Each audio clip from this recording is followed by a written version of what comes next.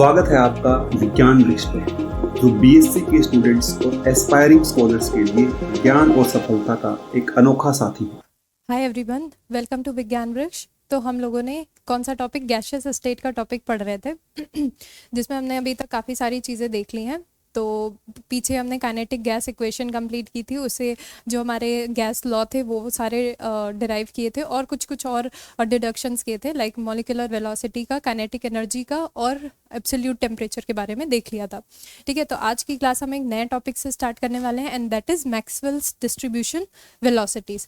ठीक है, तो एक बार देख लेते हैं कि ये चीज़ होती क्या है। तो मैक्सवेल जो थे उन्होंने क्या देखा, जैसे हम लोगों ने काइनेटिक थ्योरी ऑफ गैसेस में पढ़ा था कि अगर हमारे पास कोई वेसल है जिसमें हमने कोई गैस भर रखी है, तो उस गैस के हमने क्या देखा था कि वो जो गैस होती है वो नंबर ऑफ स्मॉल पार्टिकल्स से मिलकर के बनी होती है, एकदम नन्हे मुन्ने से। उन्हें हम क्या बोलते हैं? मॉलिक्यूल्स बोलते हैं। ठीक है, तो हमने क्या कहा था कि जो गैस होती है वो नंबर ऑफ स्मॉल पार्टिकल से मिलकर बनी होती है, that means number of molecule से मिलकर के बनी होती है। और उन मॉलिक्यूल्स की जो वेलोसिटी होती है वो डिफरेंट डायरेक्शन में डिफरेंट होती है। ठीक है, वहां से हमने कहा था कि उनकी काइनेटिक एनर्जी भी होती है। अगर वेलोसिटी है तो ऑब्वियस बात है कि उनके पास कुछ ना कुछ काइनेटिक एनर्जी होगी। और वो क्या होती है, फिर हम हर एक की, क्योंकि वेलोसिटी अलग होती है तो हर एक की काइनेटिक एनर्जी अलग होती है, तो फिर हम उनका एवरेज लेते हैं। एवरेज काइनेटिक एनर्जी क्या हो जाता है? टेम्परेचर के डायरेक्टली प्रोपोर्शनल हो जाता है। और कौन सा टेम्परेचर? एब्सोल्यूट टेम्परेचर के डायरेक्टली प्रोपोर्शनल हो जाता है। इतनी चीजें हमने अभी तक देख ली थी।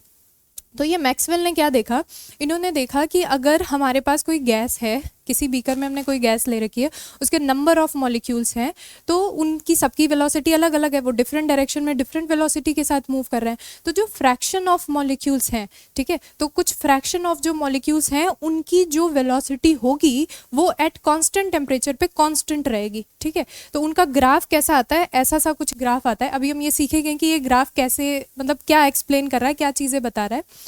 तो ठीक है, तो इन्होंने क्या देखा मैक्सवेल ने कि जो हमारे पास फ्रैक्शन ऑफ मॉलिक्यूल्स होते हैं उनकी कांस्टेंट टेम्परेचर पे वेलोसिटी कांस्टेंट होती है। ठीक है, जबकि हम काइनेटिक थ्योरी ऑफ गैसेस में क्या पढ़ रहे थे कि डिफरेंट डायरेक्शन में मूव करते हैं, वेलोसिटी उनकी डिफरेंट होती है। इन्होंने क्या कहा? इन्होंने कहा अगर हम टेम्परेचर को कांस्टेंट कर देते हैं तो जो फ्रैक्शन ऑफ मॉलिक्यूल्स हैं उनकी वेलोसिटी क्या हो जाती है? कांस्टेंट हो जाती है। ठीक है, पढ़ते हैं थ्योरी क्या है। According to the kinetic theory of gas, due to the random collisions of molecules, हमने पढ़ा है kinetic theory of gases में कि molecules क्या करते हैं, डिफरेंट डायरेक्शन में डिफरेंट वेलोसिटी के साथ चलते हैं, डिफरेंट वेलोसिटी के साथ मूव करते हैं, आपस में कोलाइड करते हैं, जो भी आपने वेसल लिया उसकी वॉल्स पे कोलाइड करते हैं। ठीक है, तो क्या कह रहा है? Due to the random collisions of molecules, molecular velocity keep on changing, बराबर चेंज होती रहती है। आपस में टकराए, उनकी वेलोसिटी अलग अलग है, क्योंकि हमने वहाँ पे क्या कंसीडर किया था कि जो उनकी टक्कर हो रही है, जो कोलिजन्स हो रही हैं वो इलास्टिक है। इलास्टिक का मतलब क्या है कि उनकी काइनेटिक एनर्जी में कोई भी चेंज नहीं हो रहा। पर ऐसा क्या पॉसिबल है? नहीं है कि अगर वो टकरा रहे हैं तो उनके बाद कुछ ना कुछ, किसी की, जैसे उन्होंने दो मॉलिक्यूल्स आपस में टकराए तो एक की स्पीड बढ़ गई, एक की कम हो गई, कुछ ऐसा होगा, उनकी काइनेटिक एनर्जी में चेंज आएगा। तो क्या कह रहा है कि since the collisions are suppose to be perfectly elastic, ऐसा काइनेटिक थ्योरी ऑफ गैस ने बोला कि कोलिजन्स जो हो रहे हैं वो कैसे हैं? परफेक्टली इलास्टिक हैं। दैट मीन्स उनकी no loss of kinetic energy में कोई चेंज नहीं होना चाहिए। लेकिन फिर भी कुछ मॉलिक्यूल्स जब कोलाइड करने के बाद क्या हो जाता है, किसी की स्पीड बढ़ जाती है और किसी की स्पीड कम हो जाती है। whereas some molecules are speeded up and the others are slowed down after collision. मतलब कोलिजन करने के बाद कुछ मॉलिक्यूल्स ऐसे होते हैं जिनकी स्पीड बढ़ जाती है और कुछ की क्या हो जाती है? कम हो जाती है। मतलब वेलोसिटीज में चेंजेस रहते हैं, किसी की बढ़ गई, किसी की घट गई। मतलब जो आपके मॉलिक्यूल्स हैं, जो नंबर ऑफ मॉलिक्यूल्स है, उनमें किसी की भी वेलोसिटी सेम नहीं है। लेकिन मैक्सवेल ने क्या देखा, इन्होंने कहा कि अगर हम टेम्परेचर को कॉन्स्टेंट कर देते हैं तो कुछ फ्रैक्शन ऑफ मॉलिक्यूल्स होते हैं जिनकी वेलोसिटी फिक्स हो जाती है, कॉन्स्टेंट हो जाती है। पढ़े आगे। Maxwell in 1886 suggested that at particular temperature the fraction of molecules having particular velocity remains almost constant। मतलब एक किसी particular temperature पे जो fraction of molecules है उनकी जो velocity है वो almost constant हो जाती है। the fraction of molecules having velocity between c and dc is given as, इन्होंने एक formulas का दिया था fraction of molecules का जिनकी velocity c और c plus dc, basically एक generally range दे रखी है। किसकी range है? velocity की range दे रखी है। उसका formula क्या होता है? किसका? fraction of molecules का। fraction ऑफ मॉलिक्यूल को कैसे लिखेंगे? dn by n equals to 4 pi m upon 2 pi RT to the power 3/2 e टू the power minus mc square upon में RT into c square D C, ठीक है। D n upon n 4 pi m upon में 2 pi R T to the power 3/2 e to the power minus m c square upon में R T C square D C, ठीक है। ये इन्होंने एक fraction of molecules की क्या दे दी, equation दे दी। ये क्या, ये डी एन बाई एन क्या शो कर रहा है, ये डी एन बाई एन क्या शो कर रहा है, फ्रैक्शन ऑफ मॉलिक्यूल्स को।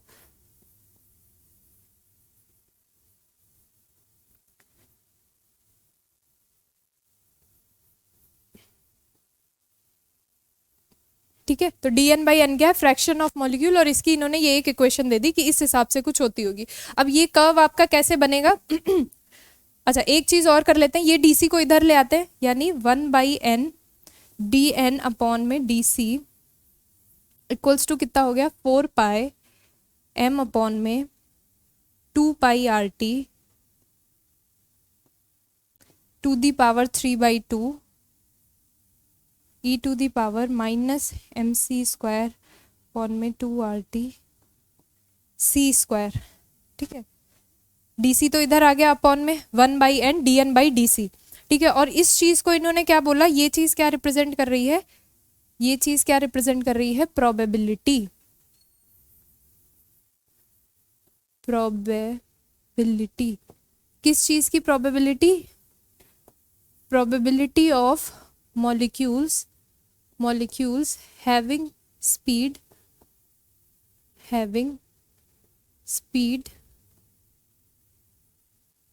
in between C and C plus DC, ठीक है ना। ओके तो अब अगर मैं इस चीज को मैं P लिख सकती हूँ, प्रोबेबिलिटी, ठीक है। तो इन्होंने क्या किया, ये प्रोबेबिलिटी वर्सेस C क्या है आपका, कंसंट्रेशन नहीं है, सी क्या है यहाँ पे, वेलोसिटी है, जो मॉलिक्यूलर वेलोसिटी है, जिस स्पीड से आपके जो मॉलिक्यूल्स हैं वो मूव कर रहे हैं, ठीक है। तो कैपिटल एम क्या है, मोलार मास है, टी क्या है, टेम्परेचर है, सी क्या है, वेलोसिटी है। तो इन्होंने क्या किया, ये प्रोबेबिलिटी वर्सेस सी यानी वेलोसिटी के बीच में एक ग्राफ बनाया। ये आपका प्रोबेबिलिटी लिया इन्होंने वाई एक्सिस पे, और ये आपका कंसंट्रेशन वेलोसिटी लिया इन्होंने एक्स एक्सिस पे, ठीक है। तो C versus P versus C का एक ग्राफ बनाया जो इस टाइप से आया। अब ये कौन सा कर्व है, देखो X square E to the power minus X square, ठीक है। वाई इक्वल्स टू अगर होता है X square E to the power minus X square, इस कर्व को आप क्या बोलते हो, गॉसियन कर्व बोलते हो,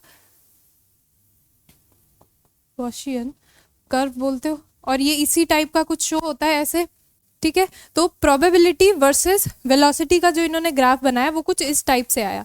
और एक चीज, ये डी एन बाई एन क्या है, फ्रैक्शन ऑफ मॉलिक्यूल्स है। यहाँ पे इन्होंने क्या लिया है, 1/n D N by D C, मतलब प्रोबेबिलिटी। यही चीज मैंने इधर भी लिख दी, 1/n D N by D C. ये क्या है, प्रोबेबिलिटी ऑफ मॉलिक्यूल जिनकी स्पीड सी और सी प्लस डी सी के बीच में। सी क्या है, एक किसी पर्टिकुलर टाइम पे वेलोसिटी है, सी प्लस डी सी मतलब थोड़े टाइम इंटरवल के बाद उसकी वेलोसिटी कुछ इंक्रीज हो जाएगी, मतलब चेंज हो जाएगी, तो वो हमने डी सी चेंज माना है। तो नेक्स्ट इसकी वेलोसिटी क्या हो गई, सी प्लस डी सी। तो इस रेंज में ये जो चीज है, ये चीज क्या बता रही है, नंबर फ्रैक्शन ऑफ मॉलिक्यूल्स को बता रही है। तो इसी सी से सी प्लस डी सी के बीच में जो नंबर फ्रैक्शन ऑफ मॉलिक्यूल्स है उनका इन्होंने इक्वेशन क्या दी, d N by n equals to this whole thing, ठीक है। नेक्स्ट मूव करते हैं। हाँ, ये जो प्लॉट आपके पास आया है ये क्या क्या चीजें बता रहा है, एक बार फिर से प्लॉट बना लेते हैं, एक सेकेंड। अभी इधर से हम क्या देखने वाले हैं कि जो हमने प्लॉट पीछे बनाया है वो प्लॉट क्या क्या चीज़ें एक्सप्लेन कर रहा है। उधर जगह नहीं थी वरना तो उधर ही बन जाता, ठीक है। कुछ इस टाइप से आपका ग्राफ आ रहा था, ठीक है। और यहाँ पे क्या था, यहाँ पे क्या था सही है, ओके। यहाँ पे हमने लिया था प्रोबेबिलिटी और यहाँ पे हमने लिया था वेलोसिटी, ठीक है, ओके। तो देखो जो ये प्लॉट है, the plot between probability and the velocity C at a particular temperature T is known as, इसी ग्राफ को, इसी प्लॉट को हम क्या बोलते हैं, मैक्सवेल्स डिस्ट्रीब्यूशन ऑफ वेलोसिटीज। ये जो मैक्सवेल डिस्ट्रीब्यूशन कर्व आया, ये पी मतलब प्रोबेबिलिटी और वेलोसिटी के बीच में जो ग्राफ बना है, गॉसियन कर्व टाइप का दिख रहा है, इसको क्या बोलते हैं, मैक्सवेल डिस्ट्रीब्यूशन कर्व। अब ये जो एरिया बिटवीन टू कोऑर्डिनेट्स, जैसे एक ये आपका क्या है, सी है, यहाँ पे आपके पास वेलोसिटी कितनी है, c है। एक और थोड़ी सी अगर उसकी velocity c plus D C हो जाती है, सपोज कर लेते हैं, हाँ, थोड़े टाइम के बाद जब इसकी velocity c plus D C हो जाती है, इस टाइम पे सपोज किया इसकी वेलोसिटी कितनी है, c प्लस डी सी है, तो ये जो इन टू कोऑर्डिनेट्स के बीच का जो एरिया है, दैट मीन्स जो ये एरिया है, ये वाला जो एरिया है, ये क्या रिप्रेजेंट करता है, ये एरिया क्या रिप्रेजेंट करता है, the area between two ordinates, एक ये वाला c पे और एक c प्लस डी सी पे, ये क्या बता रहा है, फ्रैक्शन ऑफ मॉलिक्यूल्स को बता रहा है, fraction of total number of molecules, मतलब इस स्पीड के बीच में कितने फ्रैक्शन ऑफ मॉलिक्यूल्स प्रेजेंट हैं गैस के। दूसरी चीज, the area under the curve, मतलब ये जो कर्व आपने बनाया है, इसके बीच का ये जो आपका एरिया है, ये पूरा एरिया है, ये चीज क्या बता रहा है, the area under the curve, the total number of molecules, total number of molecules कितने उनको बता रहा है, मतलब जो आपने गैस ले रखी है बीकर में, उसके टोटल नंबर ऑफ मॉलिक्यूल्स कितने हैं, वो चीज़ क्या बताएगी, एरिया अंडर द कर्व। और दो कोऑर्डिनेट्स के बीच जो आपने c और c प्लस डी सी के बीच में एरिया बनाया है, वो क्या बताएगा, फ्रैक्शन ऑफ मॉलिक्यूल्स को बताएगा। थर्ड चीज़ क्या है, जो हाइट ऑफ द ग्राफ है, हाइट ऑफ द ग्राफ क्या बताएगी, कौन सा ले लूँ, orange. Height of the graph का मतलब क्या है, जैसे ये आपने एक हाइट बनाई, ठीक है, ये आपने हाइट बनाई,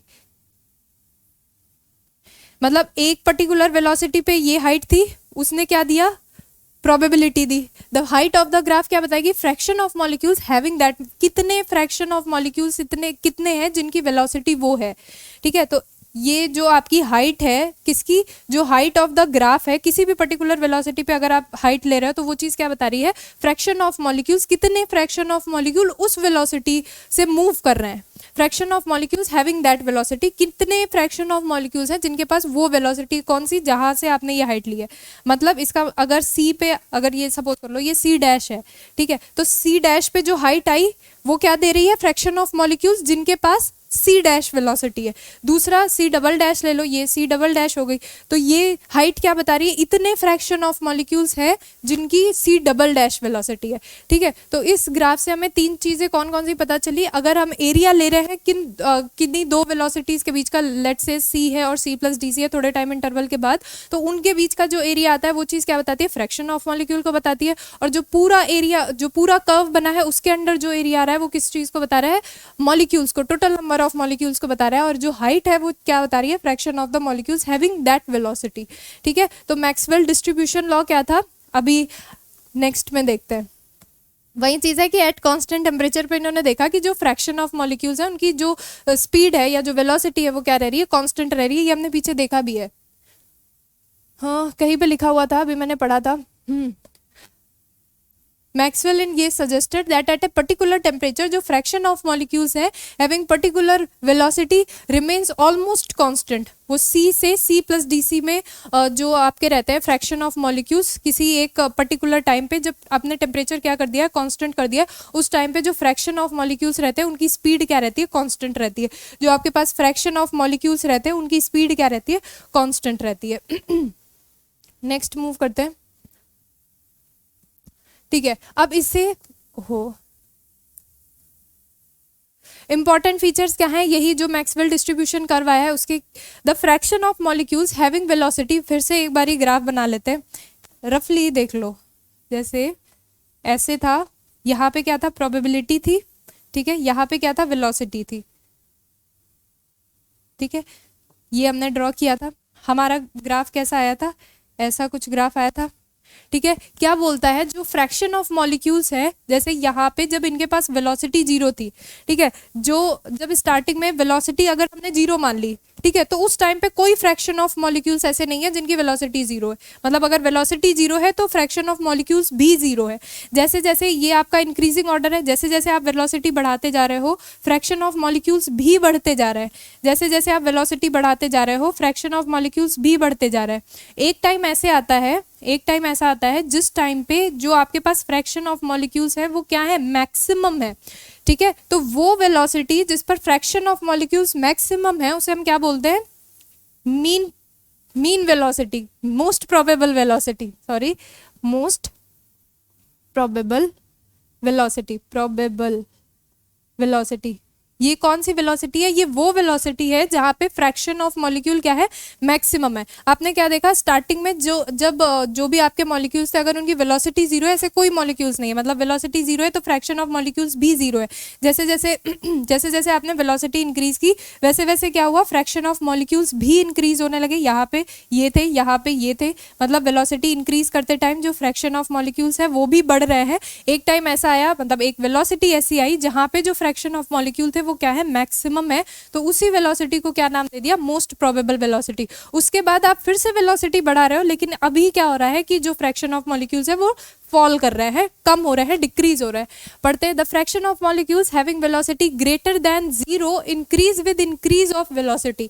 मतलब फ्रैक्शन ऑफ मॉलिक्यूल बढ़ रहे हैं वेलोसिटी बढ़ाने के साथ साथ, इधर हम वेलोसिटी बढ़ा रहे हैं तो फ्रैक्शन ऑफ मॉलिक्यूल भी बढ़ रहा है। आप किसी भी पर्टिकुलर, जैसे आपने यहाँ पे देखा, चलो मैं दूसरा कलर लेती हूँ, इस पर्टिकुलर टाइम पे देखा, इस पर्टिकुलर टाइम पे आपके पास वेलोसिटी ये थी और फ्रैक्शन ऑफ मॉलिक्यूल थे ये, ठीक है। उसके बाद क्या देखा, वेलोसिटी बढ़ाई तो फ्रैक्शन ऑफ मॉलिक्यूल क्या हुए, बढ़ गए, ये आ गया, ठीक है। तो जैसे जैसे वेलोसिटी बढ़ी वैसे वैसे फ्रैक्शन ऑफ मॉलिक्यूल्स भी इंक्रीज हुए। एक ऐसी टाइम आया जहां पर जो उसकी वेलोसिटी थी उस पे जो आपके पास फ्रैक्शन ऑफ मॉलिक्यूल थे, उस टाइम पे वेलोसिटी क्या थी, उस टाइम पे फ्रैक्शन ऑफ मॉलिक्यूल्स क्या थे, मैक्सिमम थे। जिस वेलोसिटी पे फ्रैक्शन ऑफ मॉलिक्यूल मैक्सिमम है वही वेलोसिटी आपकी क्या है, मोस्ट प्रोबेबल वेलोसिटी। अभी भी आप ये पोजीशन आने के बाद, ये कंडीशन आने के बाद अभी भी आप वेलोसिटी बढ़ा रहे हो, बट फ्रैक्शन ऑफ मॉलिक्यूल्स में डिक्रीमेंट हो रहा है, ठीक है। The fraction of molecules having very low velocity और very high velocity are very small. मतलब ये आपका लो वाला रीजन है, लो वेलोसिटी वाला रीजन है, ये आपका हाई वेलोसिटी वाला रीजन है, तो इनके फ्रैक्शंस कम है। किसके कंपेयर में, जहां पे आपको मैक्सिमम फ्रैक्शन ऑफ मॉलिक्यूल्स मिल रहे थे उसके कंपेयर में ये दोनों लो है। The fraction of molecules having very low velocity और very high velocity are very small, उनका फ्रैक्शन बहुत कम है, ठीक है। नेक्स्ट क्या है, there is a certain velocity, इसी वेलोसिटी की बात हो रही है। There is a certain velocity for which the fraction of molecule is maximum called as the most probable velocity. वो वेलोसिटी जहाँ पे फ्रैक्शन ऑफ मॉलिक्यूल मैक्सिमम है उसे हमने क्या बोला है, मोस्ट प्रोबेबल वेलोसिटी।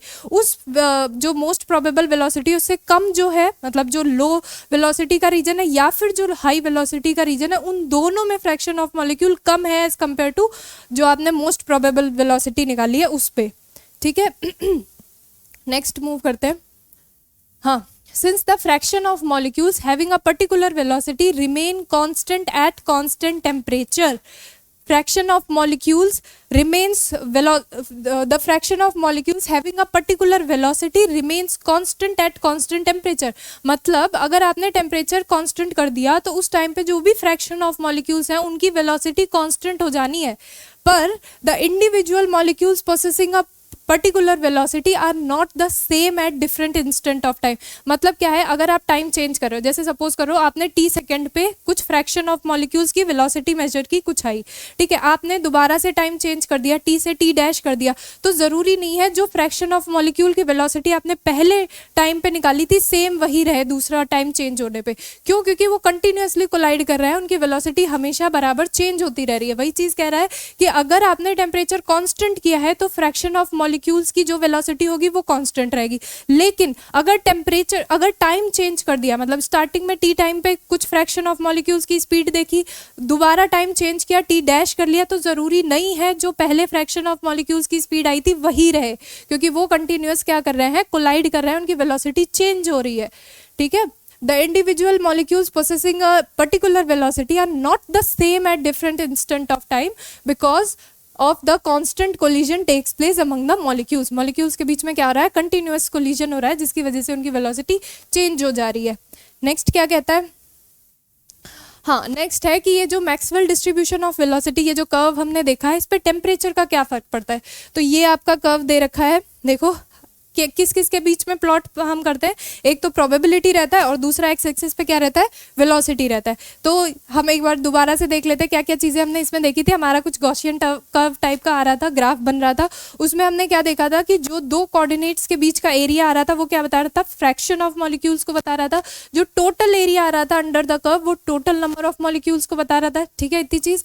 अभी हम यहाँ पे क्या देखने वाले हैं, टेम्परेचर का इफेक्ट देखने वाले हैं। एक टेम्परेचर पे हमने ग्राफ बनाया, ये आया, एक टेम्परेचर पे ग्राफ बनाया, ये आया, और जो ये T2 टेम्परेचर है वो ज़्यादा है, ठीक है, मतलब जैसे ही हमने टेम्परेचर को बढ़ाया ये जो कर्व था वो राइट साइड में शिफ्ट हो गया, साथ के साथ इसकी जो हाइट थी वो भी डिक्रीज हो गई। और हाइट क्या बता रही थी, पीछे हमने अभी पढ़ा, हाइट क्या बता रही थी, फ्रैक्शन ऑफ मॉलिक्यूल्स को बता रही थी। दैट मीन्स टेम्परेचर राइज करने पे फ्रैक्शन ऑफ मॉलिक्यूल भी डिक्रीज हो गए।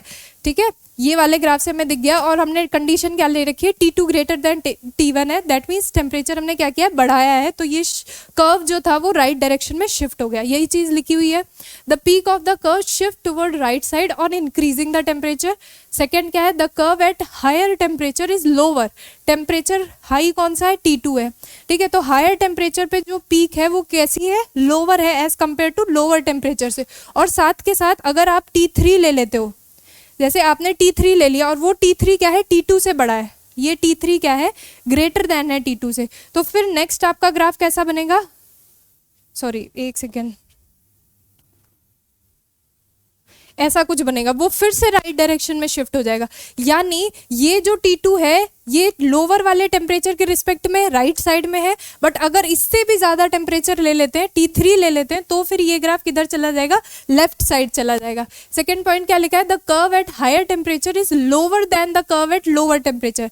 The curve at higher temperature, ये दूसरा वाला जो कर्व है, the curve at higher temperature, उसकी हाइट क्या है, the curve at higher temperature is lower than that of the lower temperature on left hand side but higher on the right hand side. लेकिन जो right hand side में बन रहा है अगर उसका टेम्परेचर ज्यादा है तो उससे इसकी हाइट ज्यादा है।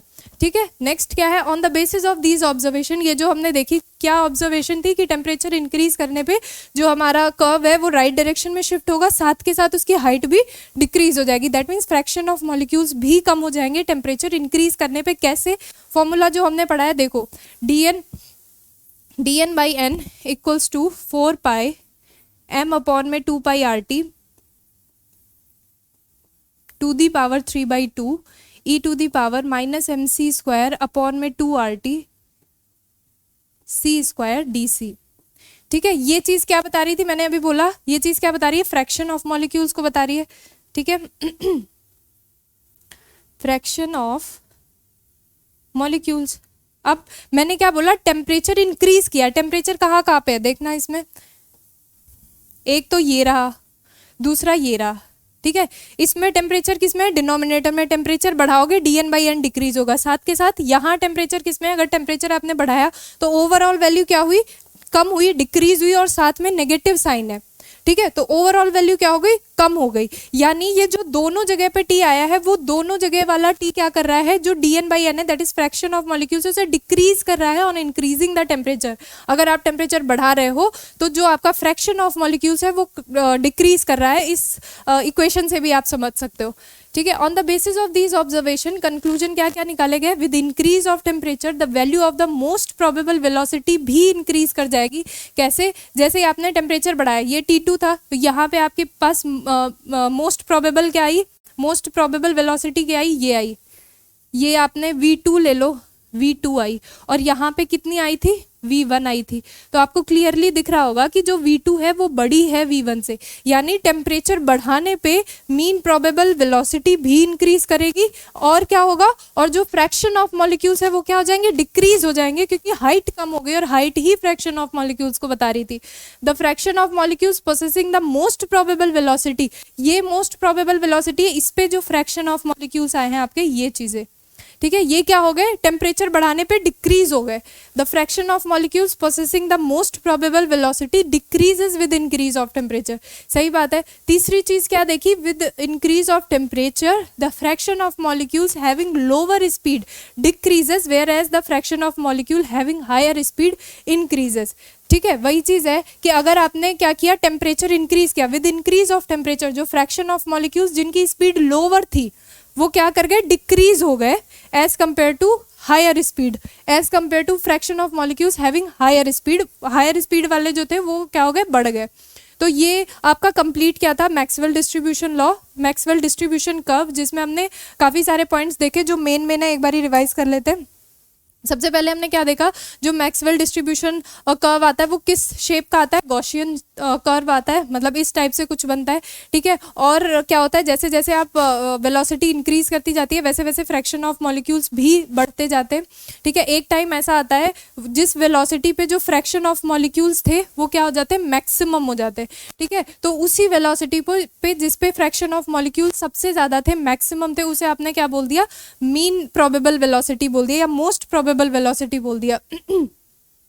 फिर हमने दूसरी चीज़ क्या देखी कि अगर हमने दो कोऑर्डिनेट्स पे या दो टाइम इंटरवल पे, वेलोसिटी के दो टाइम इंटरवल पे अगर हमने क्या बोलते हैं एरिया निकाला, तो वो चीज़ें हमें क्या दे रही होगी, फ्रैक्शन ऑफ मॉलिक्यूल्स को दे रही होगी। और जो एरिया, पूरा एरिया आया है कर्व का, एरिया अंडर द कर्व आया है, वो हमें क्या दे रहा है, टोटल नंबर ऑफ मॉलिक्यूल्स को दे रहा है, ठीक है। और जो हाइट है वो क्या बता रही है, फ्रैक्शन ऑफ मॉलिक्यूल्स को बता रही है। फिर हमने टेम्परेचर का इफेक्ट देखा। टेम्परेचर के इफेक्ट में हमने क्या देखा कि जैसे जैसे हमने टेम्परेचर बढ़ाया तो हमारे पास क्या हुआ, एक तो मोस्ट प्रोबेबल वेलोसिटी की वैल्यू इंक्रीज हुई ऑन इंक्रीजिंग द टेम्परेचर, दूसरा जो हाइट थी उसकी कर्व की आ रही थी वो डिक्रीज हुई, और हाइट क्या बता रही थी, फ्रैक्शन ऑफ मॉलिक्यूल्स को। यानी अगर हमने टेम्परेचर बढ़ाया है तो फ्रैक्शन ऑफ मॉलिक्यूल्स डिक्रीज हुए होंगे, वो हमने इस इक्वेशन से भी देख लिया, क्योंकि जो टी वाला टर्म था वो दो जगह आ रहा था, एक तो डिनोमिनेटर में आ रहा था, एक ई टू दी पावर में आ रहा था, वो भी अपॉन में आ रहा था। तो उन दोनों की वजह से जो फ्रैक्शन ऑफ मॉलिक्यूल्स थे वो टेम्परेचर इंक्रीज करने पे डिक्रीज हो गए, ठीक है। दूसरी चीज़ क्या हुई, जो आपकी मोस्ट प्रोबेबल वेलोसिटी थी वो भी इंक्रीज कर गई। तो ये कुछ पॉइंट्स थे इसके लिए, ठीक है। आज की क्लास में बस हमने इतना ही सीखा। स्टार्टिंग कहाँ से की थी एक बारी देखते हैं। हाँ, मैक्सवेल डिस्ट्रीब्यूशन लॉ, यहीं से स्टार्टिंग की थी और यही हमने समझा था। तो आई होप ये चीज़ें आपको समझ में आई होंगी। Thank you so much.